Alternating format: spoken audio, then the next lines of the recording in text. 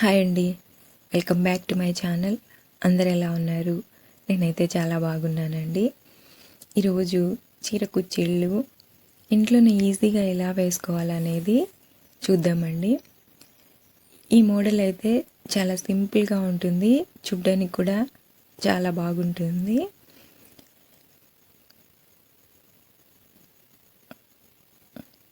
Already ఒక model అయితే నేను అప్లోడ్ చేశానండి వీడియోని.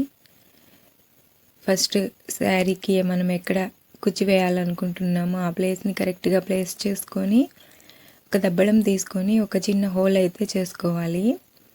చేసుకున్న తర్వాత మనం అయితే కుచ్చి రెడీ చేసి పెట్టుకుంటాం కదా, దాన్ని ఆ హోల్లో నుంచి బయటికి తీయాలి.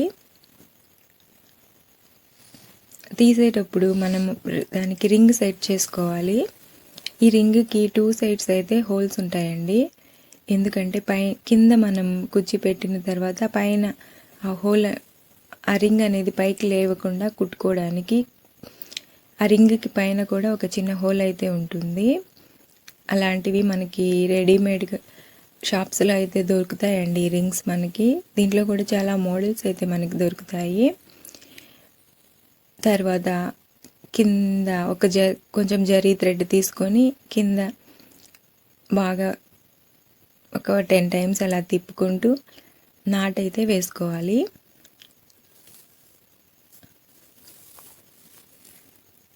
ఈ మోడలే కాదండి, రింగ్స్ మనకి షాపులో ఇంకా చాలా మోడల్స్ అయితే దొరుకుతాయి. మీకు ఏది నచ్చితే అది ఆ మోడల్ అయితే రింగ్ తెచ్చుకోవచ్చు.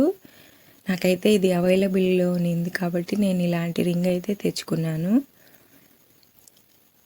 సింపుల్గా ఉంటుంది, చూడ్డానికి కూడా చాలా గ్రాండ్ లుక్తో అయితే ఉంటాయండి ఈ కుచ్చిళ్ళు.